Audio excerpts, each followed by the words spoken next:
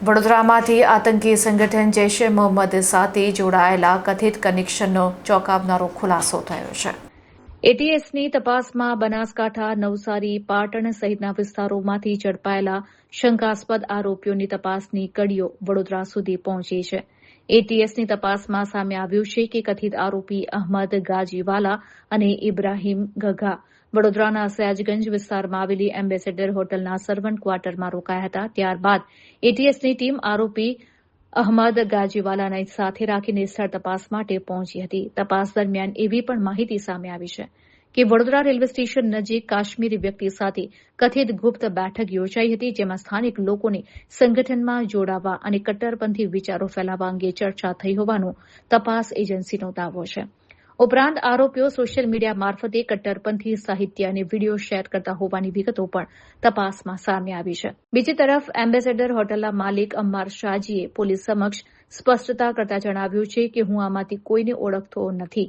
હાલ એટીએસ આ સમગ્ર મામલે વધુ પુરાવા એકત્રિત કરી રહી છે અને તપાસ આગળ ધપાવી રહી છે।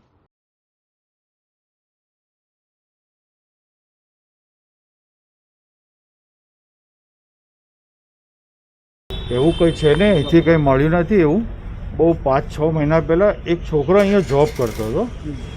એ કહે છે કે મને કંઈ ખબર નથી, એ યાદ નથી, 5-6 મહિના પહેલાંની વાત છે। એટલે ત્યાં આગળ શું છે કે એક જે છોકરો છે ને જેને લઈને આવ્યા હતા એટીએસની ટીમ, એ કે અહીંયા હું ખાલી અડધો કે 15 મિનિટ કોઈક ફ્રેશ થયો છે સર્વર રૂમ પર, તરત નીકળી ગયો છું કે હું। પછી એટીએસની ટીમને અમે લોકો બધા સ્ટાફને બોલાવીને પૂછ્યું કે ભાઈ આમને ઓળખે છે? એને કીધું ના, આમાંથી કોઈને હું આમને ઓળખતો નથી। પછી આપણે પૂછ્યું કે અમને ઓળખે છે કે ના, અને અમે કદી જિંદગીમાં એને જોયો નથી, આ પહેલી વખત એની શકલ જોઈ છે। બસ એટલું જોયું, ચેક કર્યું, બધું કશું મળ્યું નહીં। પછી કે કંઈ છે ને વધારજનક તમારે ત્યાં, પછી જતી રહ્યું। બસ આટલી જ માહિતી છે, એના વગર કંઈ નથી। 5-10 મિનિટમાં તો એટીએસની ટીમે જતી રહી। અહીંયાથી કંઈ પુરાવા કશું મળ્યું નથી। બીજા તમારા કોઈ સ્ટાફને કોઈ એની સગન કોઈ નહીં, કશું બધાને પૂછ્યું, કોઈ છે ને, આને કોઈ ઓળખતું નથી કે આને આમે નથી ઓળખતા કે એને એ નથી ઓળખતા। જે 5 મહિના પહેલાં જે છોકરો જોબ કરતો હતો એને સડનલી છોડી નાખ્યું મેરેજ થયા એટલે, પછી જોબ પર નહીં આવતો, એને પહેલાં રિઝાઇન નાખી દીધી। બસ એ એમ કહે છે કે આનાથી હું પહેલાં ખાલી મને ફોન કર્યો તો, મને 5 મિનિટ માટે ખાલી ફ્રેશ થઈને નીકળી ગયો હતો, 5-10 મિનિટ કે વધારે। બસ એનાથી વધારે કશું મળ્યું નથી અને કોઈ એવું પુરાવા નક્કર મળ્યા નથી। બિલકુલ સહકાર આપ્યો, આપણને કશું નથી પૂછ્યું, ખાલી એને પૂછ્યું કે ભાઈ આમને કોને ઓળખે છે, તો એને ના કીધું કે ભાઈ આમાંથી કોઈને હું ઓળખતો નથી અને આપણે સ્ટાફને અમે ઓળખતા નથી। બસ એ 5 મહિના પહેલાં કોઈ છોકરો હશે, એ પહેલાં જોબ કરતો હશે, પણ એને 5 મહિના પહેલાં મેરેજ થયા એટલે છોડી નાખ્યું।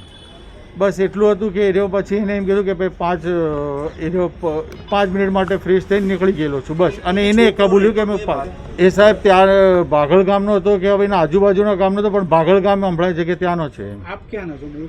હું બરોડાનો છું।